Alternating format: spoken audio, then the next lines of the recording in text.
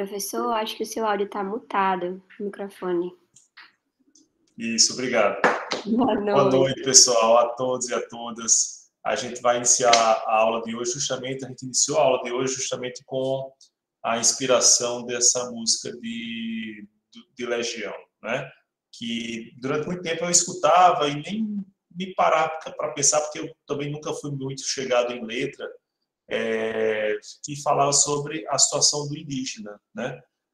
Até porque as frases que eles utilizam, elas às vezes são ambíguas, podem servir para situações de relacionamento, enfim. Mas, sem dúvida alguma, quando a gente observa as imagens desse clipe com a letra, né, cotejadas, a gente vê que se refere, de fato, à condição do nativo brasileiro, né, como eles foram tratados, como vêm sendo tratados até hoje, e a importância que a gente atribui normalmente ao legado que eles nos deixaram, que eles nos deixam até hoje, né? Então, é um pouco dessa reflexão que vai inspirar a aula de hoje, porque a gente vai falar sobre o direito do Brasil colônia. A gente vem percorrendo todo esse caminhar ao longo da história, desde as primeiras manifestações do direito até passando pelas ditas manifestações mais elaboradas da antiguidade, da Idade Média, aos pilares dos dois grandes sistemas jurídicos, né, tanto do common law como do direito continental europeu. E agora a gente vai começar a falar sobre o direito que vai se desenvolver ou de alguma forma vai ser também importado para aqui fincar raízes no solo brasileiro. Hoje a gente vai inaugurar, a gente teve um pouco essa introdução a partir das ordenações do reino que a gente viu na aula passada, mas hoje a gente vai falar sobre o nosso direito brasileiro, né? E eu evoco esse clipe de Legião sobre os índios para trazer a reflexão qual é a importância que a gente deu no passado e que dá hoje ao legado cultural indígena, né? Cultural nativo, melhor dizendo, né? E particularmente ao direito que eles aqui praticavam. Porque é interessante também perceber, pessoal, que às vezes a gente tem a ideia do direito como uma evolução e termina adotando uma postura de discriminação para relatar ou encarar essas manifestações do direito primitivas, vamos dizer assim, como menos eficazes, como substituíveis por aquelas formas mais avançadas, principalmente os modelos europeus. Vejam que hoje a gente está, como talvez não tenha conseguido em nenhum momento anterior, desde a colonização do solo americano, a gente está conseguindo atentar para a necessidade de uma postura decolonial, ou seja, que traga o foco novamente para as nossas verdadeiras raízes e faça com que nós abandonemos a ideia que foi fartamente desenvolvida de que tudo o que veio por parte do estrangeiro é melhor, é superior, é mais adequado, é mais sofisticado do que nossas manifestações culturais, certo? Então, é importante que a gente tenha também aqui no Brasil, um país multicultural, multifacetado, multiétnico, a exata noção de que nós devemos esse tributo aos seres que foram vilipendiados em seus hábitos, na sua vivência, foram destituídos da terra que eles sequer têm a noção que possuíam, porque terra não era algo para se possuir, né? E se veem cada vez mais confinados a recantos que são diariamente ameaçados pelas mais vis políticas de governo que consideram indígenas como pessoas inúteis, como pessoas preguiçosas, como pessoas que só constituem óbice à civilização, ao desenvolvimento da nação, né?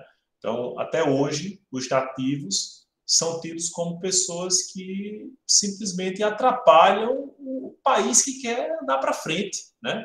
Fica se apegando a esse negócio de reserva indígena, né? Quando, na verdade, a reserva indígena não traz nada de bom para a nação, né? A riqueza que poderia ser desenvolvida ali, que poderia ser explorada ali, os minérios, a fauna, a flora, isso tudo empacado por um bando de índio que faz questão de ter esse apego, né? Essa cultura, essas idiosincrasias deles. É muitas vezes dessa maneira que é apontada a questão indígena no nosso país, pessoal. E aí, a gente falando dessa forma, né, talvez mostre de forma até mais pujante, né, mais perceptível, a vilania de uma postura dessa natureza.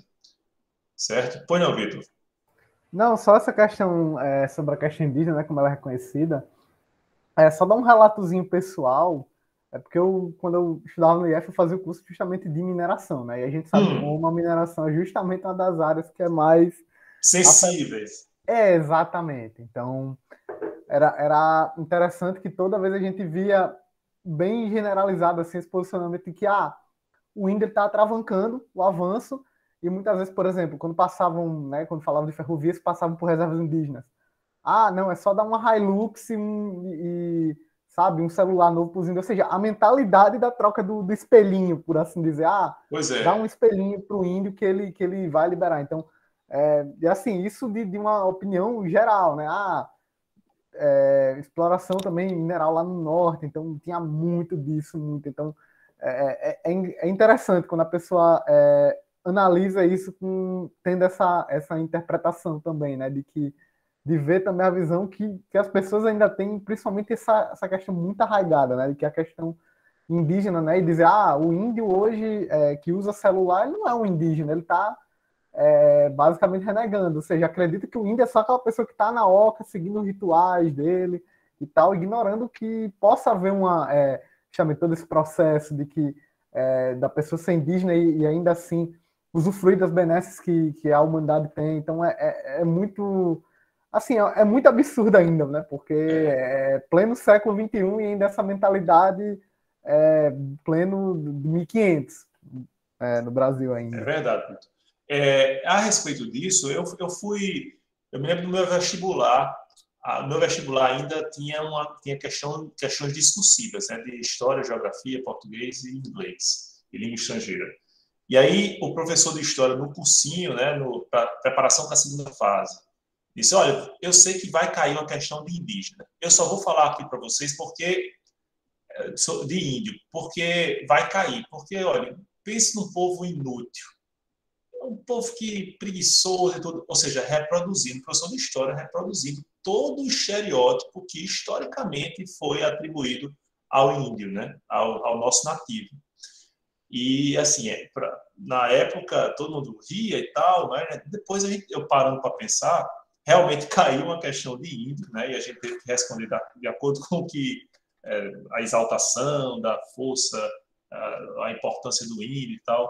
Mas, no fundo, aquilo foi dito por um professor que apenas via um lado de vantagem em falar sobre ele naquele momento, porque, na verdade, ele não achava que houvesse qualquer importância significativa a ser destacada desse povo. E os nativos, eu não vou falar nem culturalmente, pessoal, a língua, né? quantas palavras vieram das línguas nativas, os hábitos de higiene, hábitos de alimentação, que seríamos nós se tivéssemos que abrir mão da mandioca, né? Até o presidente Dilma saudou a mandioca, né? Tenho até vários memes em relação a isso. Mas hábitos de higiene, hábitos culturais, hábitos de alimentação. Então, vejam que a influência nativa do povo que era verdadeiramente brasileiro, né? Que é mais brasileiro do que nós que somos também miscigenados com povos que invadiram o território brasileiro, ela é inegável, essa influência, certo? E é algo que a gente tem que resgatar. Ah, professor, mas você está falando de aula, você está falando de história, do direito do Brasil colônia. O que é que o direito do Brasil colônia tem a ver com os indígenas? Tem a ver porque é preciso que a gente destaque que o direito que a gente muitas vezes apresenta como direito do Brasil colônia não era a única manifestação do direito no Brasil, entende? É apenas aquela manifestação do direito que calhou de as universidades estudarem naquela época ou mesmo posteriormente, porque viam nessa forma erudita, né, no direito, o direito estudado pelas universidades, uma forma que era digna de estudo, desprezando assim todo o cabedal de manifestações igualmente jurídicas dos povos que aqui viviam. Então, não há a negar que esses povos também tinham hábitos, organizações que terminavam por inspirar uma hierarquia, divisão de tarefas na sociedade, de papéis sociais e, de alguma forma, uma obediência a regras, a hábitos que, ou quando descumpridos, eram punidos, ou eram tidos como obrigatórios e, portanto, o seu descumprimento terminavam invocando não apenas sanções, vamos dizer assim, míticas, né, religiosas, como, de fato, sanções terrenas, vamos dizer assim, certo? Então, essa é a primeira observação que eu gostaria de fazer para vocês, pessoal, para despertar aqui a importância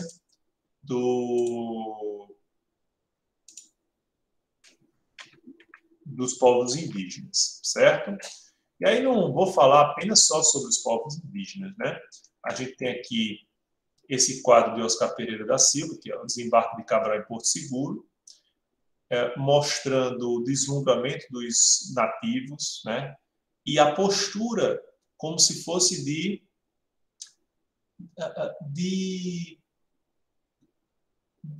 dádiva, de salvamento dos portugueses, né?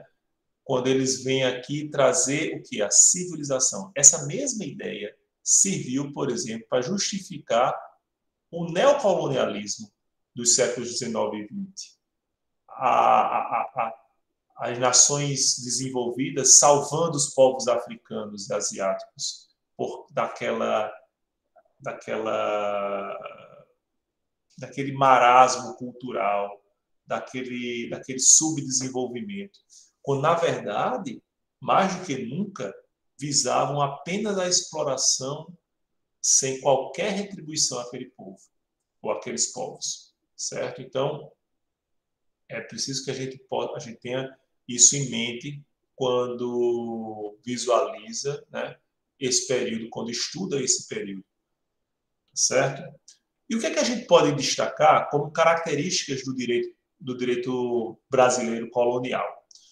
Quando a gente fala em direito brasileiro colonial, o que é que a gente aqui a gente associa imediatamente esse período à situação subalterna do território brasileiro em relação à metrópole portuguesa.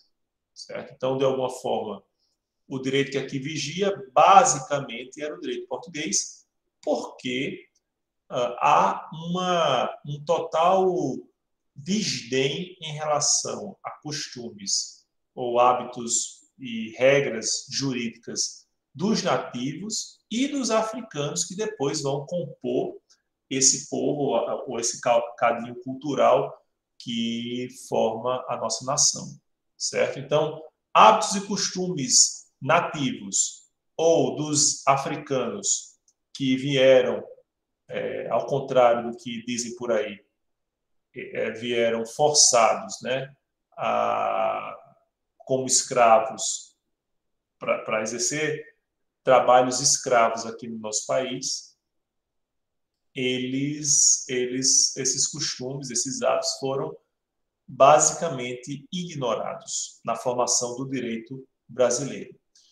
A gente também tem presente um passado colonial patrimonialista, ou seja, todo o poder fundado em quem detinha o patrimônio, em quem detinha patrimônio, que tinha posses, e escravocrata. A mão de obra basicamente era exercida por escravos, sejam eles nativos, sejam eles africanos, trazidos da África pelos traficantes de escravos, né? Então, até a própria discussão, há uma discussão, inclusive, pessoal, nós temos aqui no Estado a comemoração dos mártires de Uruaçu e Cunhaú, né? Há uma versão sobre essa história um pouco menos romantizada, que não coloca os portugueses, né, ou os homens brancos que foram martirizados dentro das igrejas como tão veneráveis assim, né? É bem verdade que os próprios indígenas, os próprios nativos, muitas vezes se viram também como massa de manobra de povos estrangeiros, né, para satisfação dos seus interesses particulares, certo? Mas, de todo modo, é nesse ambiente que a gente vai constituir, que a gente vai aplicar o direito. Há também uma nítida confusão entre o público e o privado que vai terminar contaminando toda a história do direito brasileiro. Até hoje, a gente tem compreensão de que o público é privado, certo? Então, vejo que a primeira forma, a primeira saída, a primeira estratégia de povoamento do território brasileiro foi qual? A partir dos monarcas portugueses.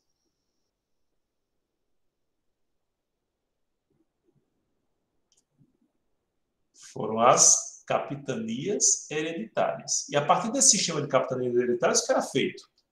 Você atribuía a determinada pessoa um patrimônio do território, uma faixa de território do país a ser colonizado, pronto, tudo isso aqui é seu, né?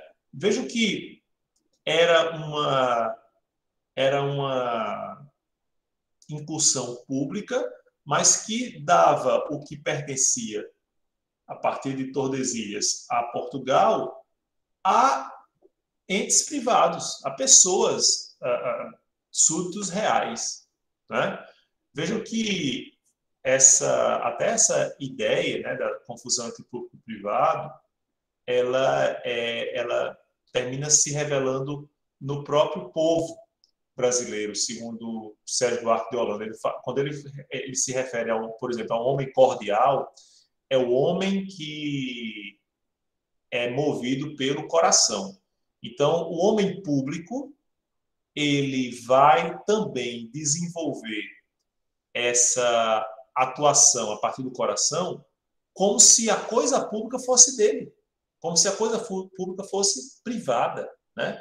E aí eu não vou nem falar aqui nos casos de prefeitos ou governadores ou presidentes que mandam fazer obras com dinheiro público nas suas posses privadas, né?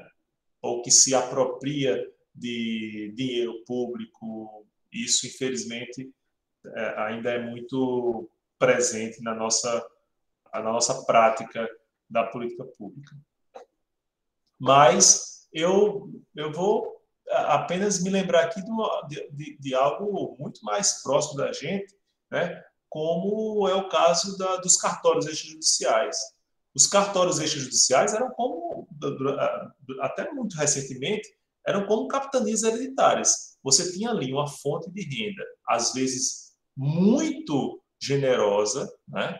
Então, quem tem grandes cartórios, principalmente nas capitais, nas grandes cidades, tem uma fonte de renda ilimitada e isso era passado de pai para filho. É um ofício público e que era simplesmente chancelada essa herança, né?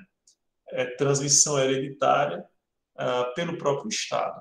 Então, a gente tem isso muito forte, né? Da confusão entre público e privado ainda hoje, essa prática atávica. Alguém levantou a mão ou fez algum comentário aqui? Foi eu, professor. Boa noite. Oi, boa noite, Oi.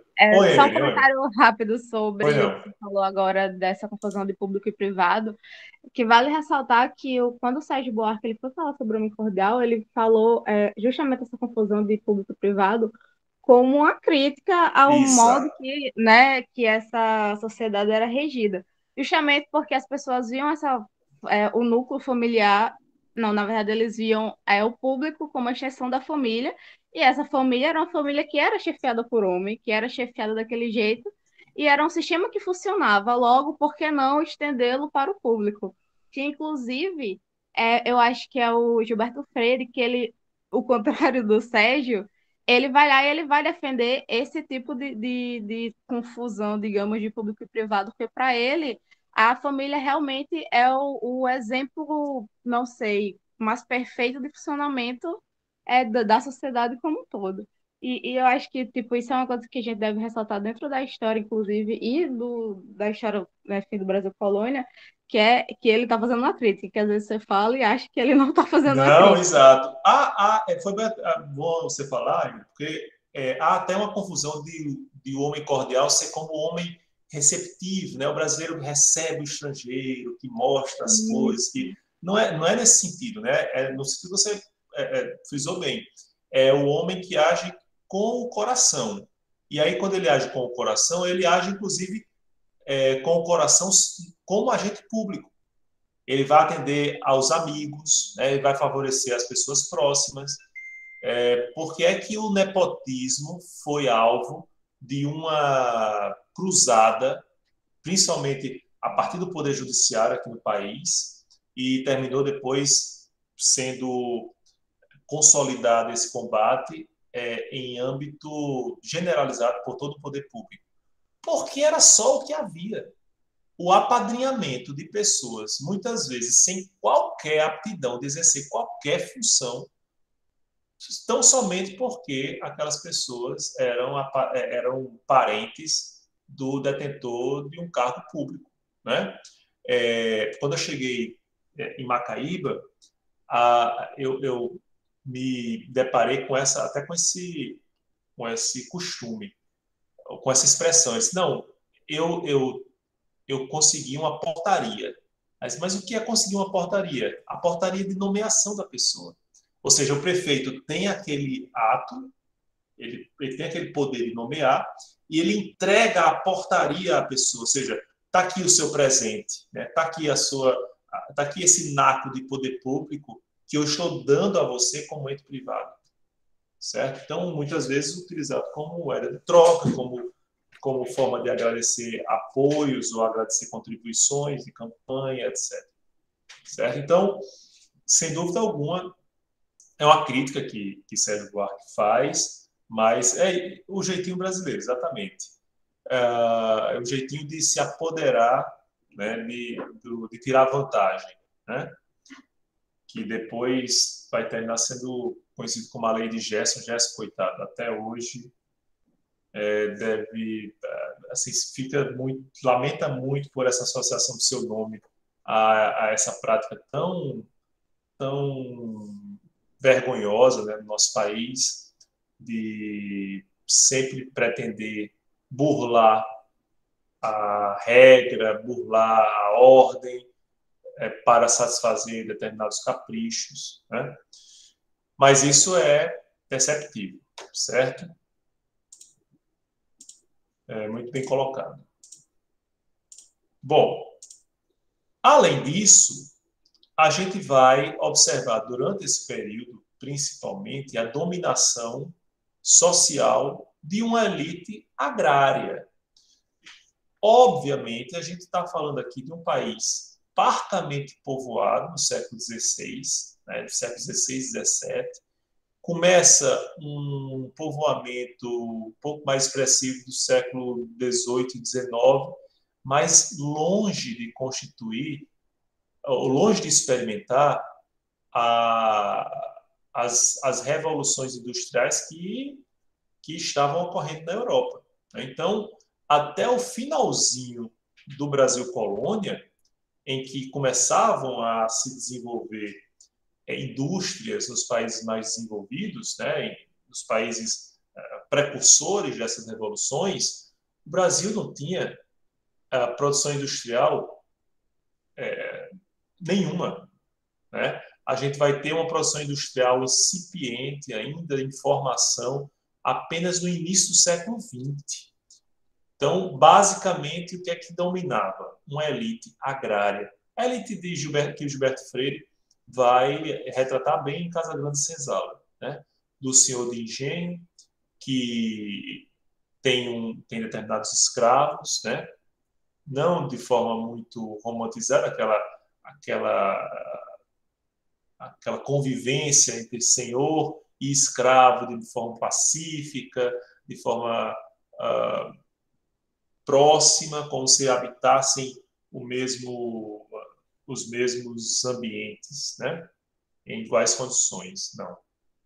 Mas uma elite agrária que ela vai reproduzir os modelos patriarcal, patrimonialista, escravocrata, que vem lá de Portugal, vem da metrópole portuguesa, certo? E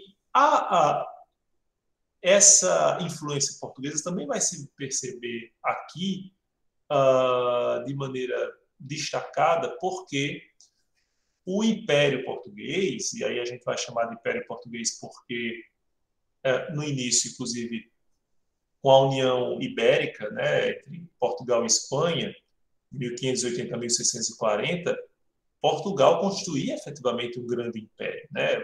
Essa união constituía efetivamente um grande império, um poderio, muitas vezes em grande medida motivado até pelas navegações que possibilitaram a ampliação dos horizontes de Portugal a terras longínquas, constituía efetivamente um grande império, certo? Só que Portugal, ao contrário da própria Espanha ou da Itália, havia uma unidade jurídica do Império Português, né? Então, também facilitado pelo o núcleo de Portugal ser muito reduzido. A gente tinha diversos reinos na Espanha, mas em Portugal havia uma certa unidade jurídica. E a gente viu que, em grande medida, as ordenações do reino contribuíram para essa unidade jurídica. Portanto, a inserção, a aplicação das ordenações aqui no solo brasileiro era também muito mais simples, muito mais natural. Ok? Aí eu destaco para vocês uma expressão que geralmente caracteriza esse período. Gabriel Soares de Souza, quando descreveu o que ele presenciou ao se deparar com a situação encontrada aqui na colônia do Brasil, né, a ilha de Veracruz, depois se viu que não era uma ilha, a terra de Santa Cruz, até chegar no Brasil em homenagem a uma das árvores de extração mais rentável e retirada em grande volume pela metrópole. Ele dizia o seguinte: aqui, nesse solo, nesse território, não tem lei alguma que guardar, nem preceitos para se governarem. E cada um faz a lei a seu modo e ao som da sua vontade. A ponto de se verificar que a impressão que se tinha desse território era de que era um território sem fé, porque constituído basicamente de pessoas sem uma orientação religiosa cristã, né? Eles tinham as suas crenças, mas não ao Deus cristão ou aos cânones cristãos, sem rei, porque eram tribos que tinham autonomia, que não eram governados por um grande líder, né? Que ocupasse ou influenciasse centenas, milhares de pessoas, e sem lei, porque se compreendia que os hábitos não constituíam direito, certo? Então, para vocês verem qual era a ideia que se tinha do próprio povo nativo aqui no território brasileiro, certo? E aí a gente vai observar que o próprio rei de Portugal vai se preocupar em que esse povoamento se dê de modo ordenado, de modo organizado. Portugal começa a ver vantagem na exploração comercial, mas principalmente de extrativismo vegetal no início, né? Depois, com a descoberta principalmente de ouro em Minas Gerais, com o extrativismo mineral também, né? Mas há uma necessidade de organização. E essa organização impõe o quê? A criação de uma estrutura para a resolução dos conflitos. Essa estrutura era, basicamente, o Poder Judiciário, né? No âmbito das capitanias hereditárias, pessoal, é importante dizer, os donatários, eles tinham total controle da jurisdição penal e civil. Penal, para vocês terem ideia, ou seja, os donatários, eles tinham a possibilidade de, inclusive, imputar sanções criminais às pessoas, ou infligir sanções criminais às pessoas que descumprissem os seus regramentos, né? Então, vejam que a jurisdição aqui, no âmbito das capitanias, era muito ampla, né? E havia também a preocupação de Portugal de que os magistrados que fossem incumbidos de resolução dos conflitos, eles não criassem raízes, eles não se comovessem com a vida no território colonial, né? E aí o que é que se instituiu? Se instituíram várias regras para que o magistrado ficasse afastado desse contato mais visceral com a colônia.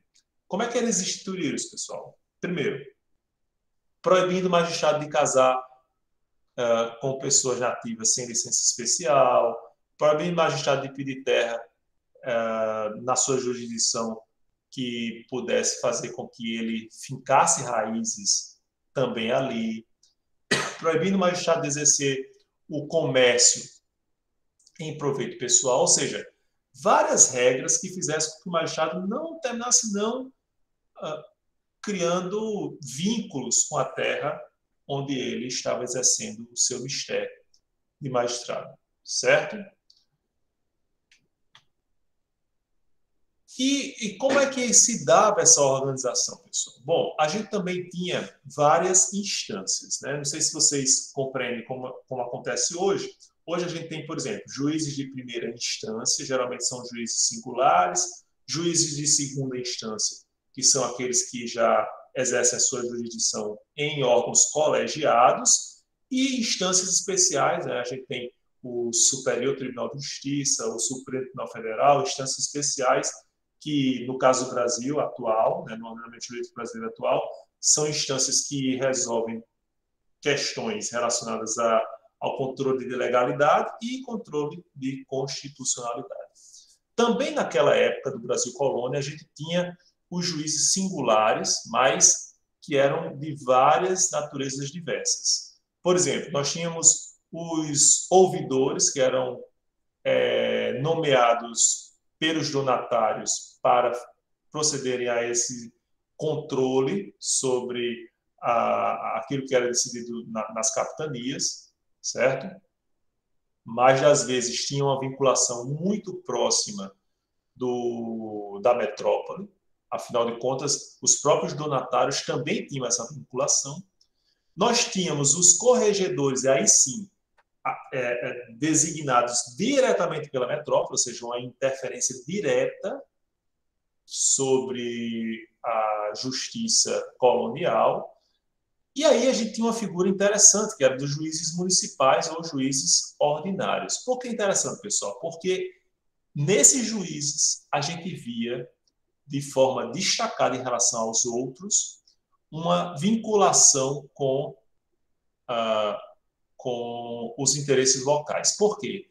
Porque os juízes municipais, eles eram eleitos, eles eram juízes leigos, ou seja, não tinham passado pela formação acadêmica lá da metrópole, né, lá de Coimbra, certo?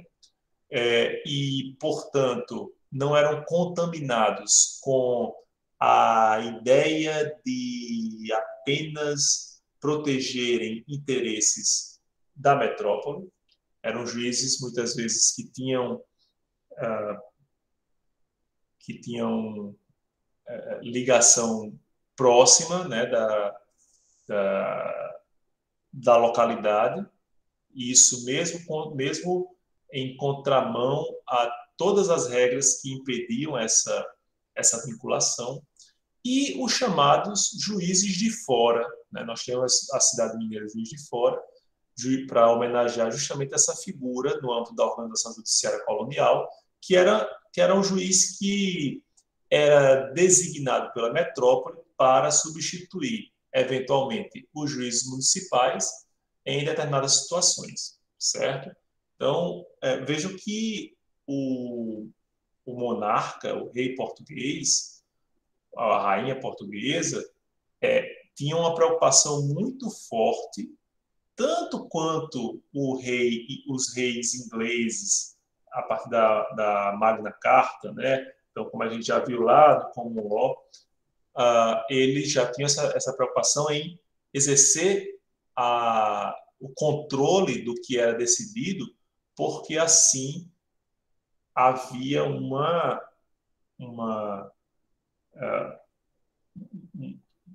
interferência, né, mais próxima da monarquia sobre os assuntos locais, certo? E os chamados juízes especiais, certo? Que eram designados especificamente para determinadas situações. Isso no âmbito da primeira instância, nos juízes ditos como singulares, né?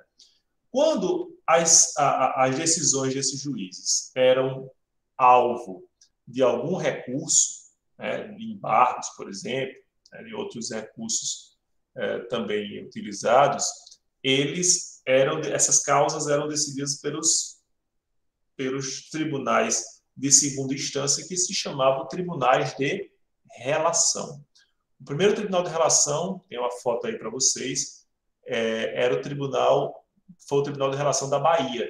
Depois a gente teve um Tribunal de Relação no Rio de Janeiro, né? E depois, mais recentemente, lá no século XIX, a gente vai ter tribunais de relação mais espalhados por todo o território nacional. Esses tribunais de relação, pessoal, na verdade, faziam às vezes do que hoje a gente tem como o Tribunal de Justiça ou os tribunais regionais, certo? No caso, eram muito mais tribunais regionais, porque, imagine, era um tribunal só para a acolhida de todos os recursos a todas as decisões de todos os juízes de primeira instância, sejam eles corregedores, juízes municipais, juízes de fora, certo? Então, vejam a missão que era exigida dos integrantes desses tribunais de relação, certo? Eles eram compostos pelos chamados desembargadores, é uma denominação que até hoje fica, né, no âmbito da organização judiciária brasileira atual, e desembargador nada mais é do que aquele que desembarga ou que julga os embargos, né, um tipo de recurso a decisões de primeira instância. Os desembargadores são, portanto, os julgadores dos embargos, simplesmente. Eles têm uma competência originária, então eles vão ter uma competência recursal, né, dos recursos que vêm lá da primeira instância, mas também eles vão julgar determinadas pessoas com destaque, né? Políticos com determinados foros vão ser julgados basicamente a partir dos tribunais de relação. E se coubesse ainda recurso dessas decisões dos tribunais de relação, para onde iria? Lá para o chamado Tribunal de Justiça Superior ou Casa de Suplicação, que era sediada em Lisboa. Então, vejam aqui a Casa de Suplicação Lisboeta, nessa foto em preto e branco, no lado direito aqui do slide, certo? Era, afinal de contas, um tribunal superior teria que se localizar efetivamente na própria sede da metrópole.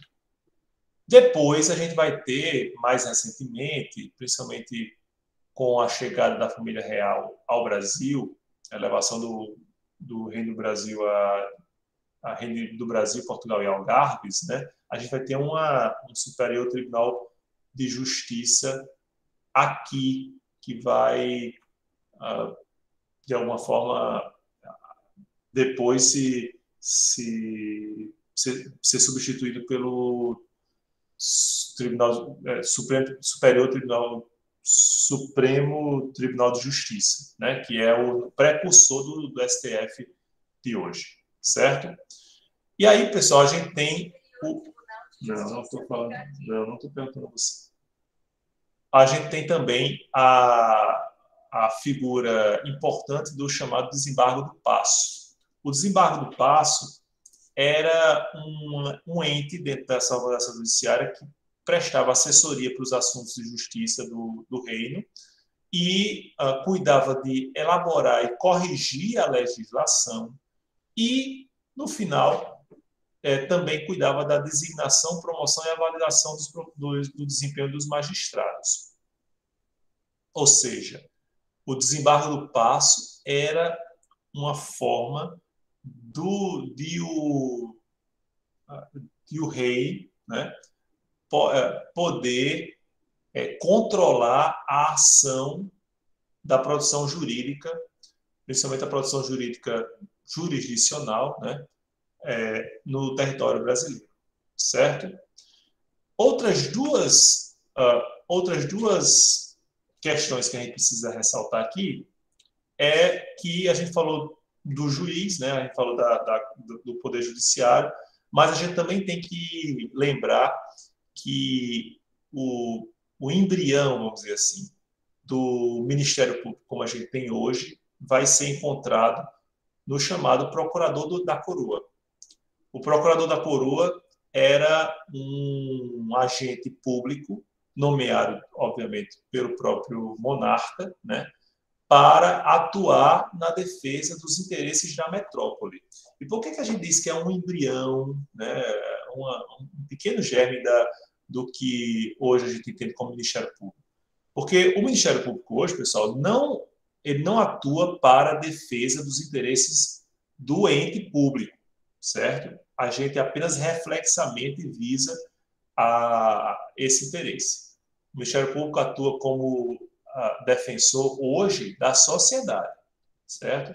Não vai defender o interesse fiscal do município de Natal, não vai defender o interesse de guarda patrimonial de um terreno do Estado, do Rio Grande do Norte, certo? Para isso, os entes públicos hoje têm a advocacia pública, os procuradores do município, procuradores do Estado, que defendem seus interesses particulares. Mas então, a gente tinha um ente público que visava basicamente a defesa dos interesses da metrópole. O procurador da coroa, portanto, tinha uma missão intimamente ligada a proteger aquilo que o rei tinha como seu patrimônio ou como seu interesse, certo? Por isso que a gente não pode comparar o Ministério Público de hoje com os entes, as pessoas que exerciam essa função de procurador da coroa na época, certo? E também, só para ressaltar aqui para vocês, havia um sistema extremamente, né, como a gente já viu lá nas ordenações do rei, extremamente burocrático, né, um sistema de correição, um sistema de recursão plural, muitas vezes complicado, difícil intelecção, né, com previsão de correções, agravos, revistas, suplicações. Tudo isso para quê? Para garantir o controle da produção jurisdicional por parte do monarca, certo? Então, isso, inclusive, talvez seja sentido até os dias de hoje pelo sistema recursal tão antiquado, tão complexo que a gente tem até hoje no país. Apesar de várias reformas já terem acontecido nas leis processuais civis, principalmente, porque as leis processuais penais, muito dificilmente têm a mesma atenção, né, que as leis processuais civis, mas hoje a gente tem um sistema recursal extremamente complexo, muitas vezes atentatório da própria celeridade processual ou da própria eficiência na produção jurisdicional, e isso, em grande medida, pode ser devido a esse sistema de organização, esse sistema processual da organização judiciária do Brasil Colônia, certo? Algo mais, pessoal? Alguma pergunta? Tudo resolvido? Bom, então, aqui a gente vai... Sim, peraí. Se tem alguma pergunta aqui. O plano maligno para a terceira avaliação já está na mente. Já sei direitinho e vou dizer na próxima semana, talvez. Que a gente já tem, assim, acho que mais 4 semanas de aula, né? Aí, a próxima semana, eu vou colocar para vocês o CIGA e vou explicar para vocês na terça-feira como é que vai se dar essa avaliação, certo? Guardem a ansiedade. Vou colocar um roteirinho para vocês. Alguma pergunta? Tranquilo, bem compreender essa questão inicial, assim, para a gente compreender melhor como é que vai se desenvolver. Que aqui a gente até agora era colônia, e, portanto, reproduzia em grande medida tudo que a metrópole nos legava, né? A partir da próxima aula, a gente vai falar sobre o Brasil sobre o Brasil imperial, né? Sobre a monarquia brasileira, e aí a gente começa a notar as primeiras formulações legislativas verdadeiramente nacionais, certo? Mas era preciso fazer esse link com de onde a gente veio, para que a gente possa compreender muitos dos vícios, muitos dos problemas e virtudes também que a gente vai enxergar na produção jurídica nacional, certo? Tranquilo, pessoal? Então, acho que a gente pode encerrar por aqui, porque na próxima aula a gente vai falar sobre o Brasil republicano. Aliás, eu só quero chegar logo na República, né? Esquecendo de passar pela monarquia. Mas a gente vai falar sobre o Brasil Império, ok? O direito brasileiro no Brasil Império. Bom, então, pessoal, vou concluir aqui a gravação.